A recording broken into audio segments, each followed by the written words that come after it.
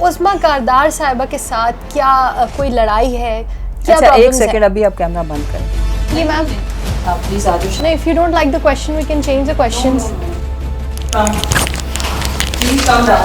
Okay ma'am.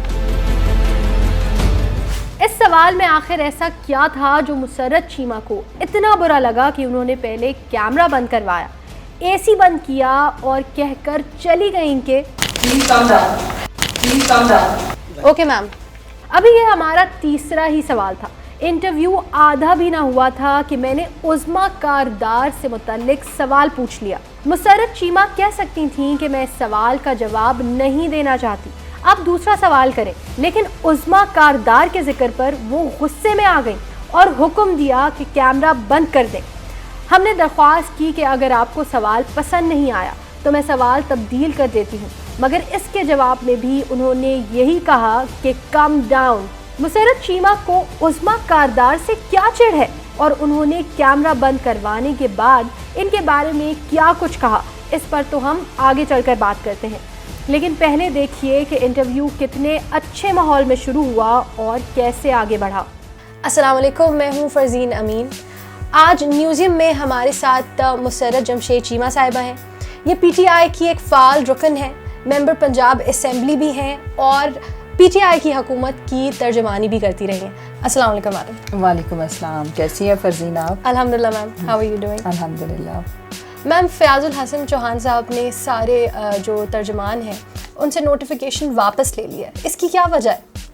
इसकी कोई वजह नहीं है, बेसिकली ये सारा मिनिस्टर का प्रोरागेटिव होता है और उन्होंने खुद ही एक तर्जुमानों का जो था ना वो सारी टीम बनाई थी और ख़ुद ही डिज़ोल्व कर दी, तो कोई ख़ास स्पेसिफिक वजह नहीं है इसकी। आपकी उनके साथ क्या इख्तलाफ है?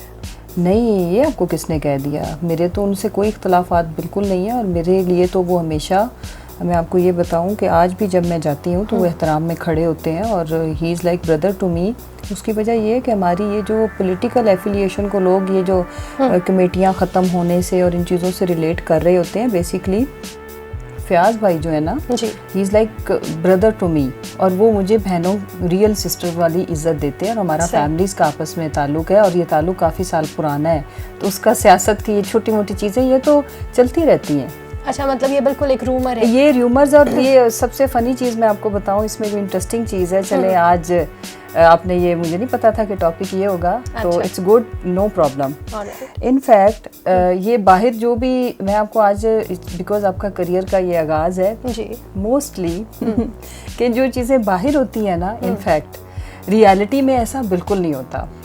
मसलन लोग चीज़ों को रिलेट कर रहे होते हैं और कि ये जी अब ये मतलब ऐसे हो गया तो वैसे हो गया। इन दिस केस लोग इतना बुरे तरीके से डॉज हुए हैं या होते हैं, तो और मेरा एक चीज़ की तसल्ली रखें कि मैं हमेशा, मेरा जितना भी पॉलिटिकल करियर है, मेरी लाइक्स और डिसलाइक्स बड़ी ऑब्वियस हैं। अगर किसी के साथ हैं तो है, नहीं है तो नहीं है, और उसमें कोई ये नहीं होता जैसे कि मैं डिनाई कर रही हूँ, if I don't like someone तो मैं कहूँ नहीं नहीं, ऐसा नहीं है। मेरी बहुत मेरी स्ट्रेट लाइन होती है। मतलब आप ऑन रिकॉर्ड जो है वो तरदीद कर रही हैं कि ऐसा मेरी और उनके बीच में कोई डिफरेंस नहीं है। ठीक है, तो ये, और ये आप उनसे पूछेंगी ना तो वो, मेरा ख्याल है वो भी यही बात करेंगे।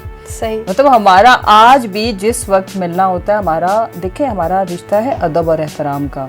आई claim he is my brother and he is giving me respect like a real sister, and then bhabhi also, उनके मेरे मियाँ के साथ भी बड़े अच्छे ताल्लुकात हैं। तो वो टीम भी शफल हो रही है, तो आप जो तर्जमानों की है, हाँ, उसमें आपको वो फिर से टीम में ले रहे हैं? नहीं, बेसिकली मैं जी पार्टी की तर्जुमान हूँ और जब फ़याज़ भाई से पहले भी मैं तर्जुमान थी, उनको पता है, हम सारे ही खान साहब की जो डायरेक्ट एक मीडिया स्ट्रेटजी कमेटी है ना, उसके हम मेंबर हैं और मतलब थे भी। अब उसके बाद चूँकि अब हमारा, चूँकि वो ही इज़ प्राइम मिनिस्टर, अब चूँकि सिक्योरिटी का भी कंसर्न है ये वो, तो हम देखें वो भी पार्टी के वर्कर है, मैं वो, हमारी जो पार्टी के साथ जो हमारी लॉयल्टी है, एफिलिएशंस है, वो एज इट इज़ है। ये जो सरकारी ओहदे हैं उनको मैंने कभी बॉदर भी नहीं किया, ना हमारी वो कोई उस तरह से उसके पीछे दौड़ भी नहीं होते। इनफैक्ट आज भी मैं देखें, मैंने अपने लीडरशिप की जहाँ भी देखें, जो हमारे पास ये जो टाइटल हो या ना हो, इससे कोई फ़र्क नहीं पड़ता। सबसे पहले हम क्या हैं, हम पार्टी के वर्कर हैं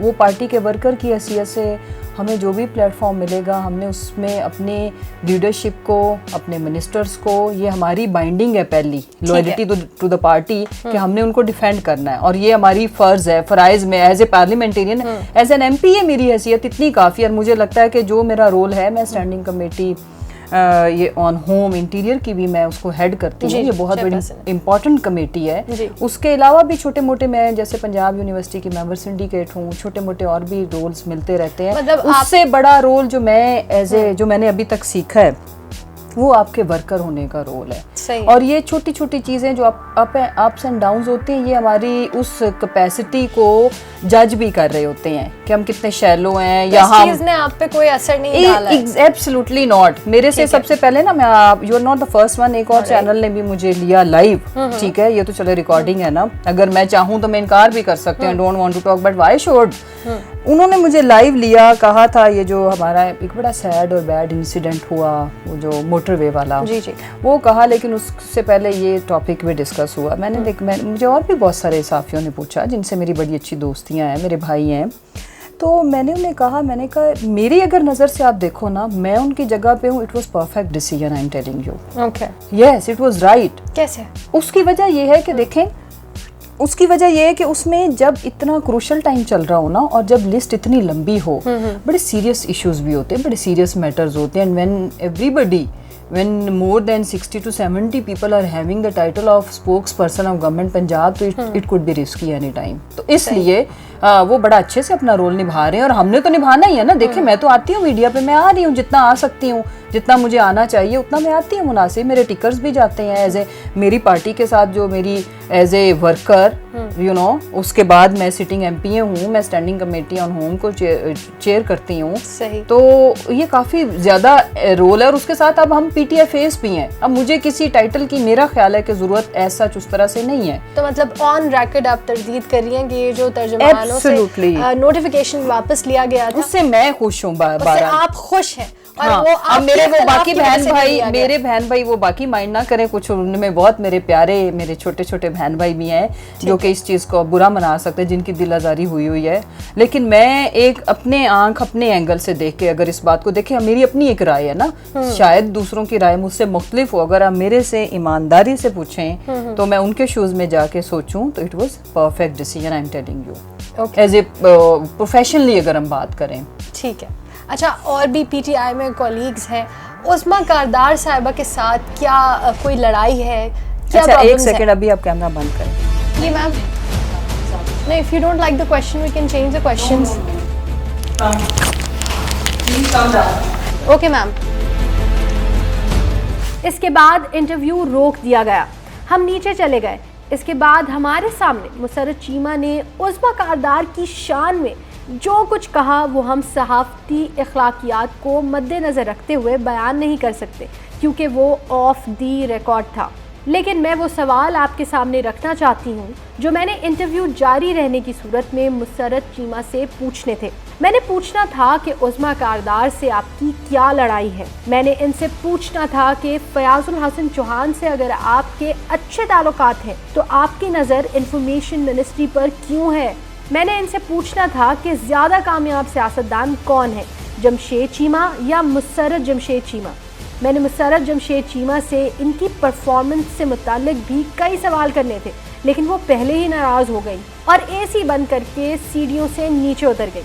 अभी तो एक ही सवाल पे इन्हें इतना गुस्सा आ गया, अगर पूरा इंटरव्यू होता तो शायद वो मेरा सर ही फाड़ देती।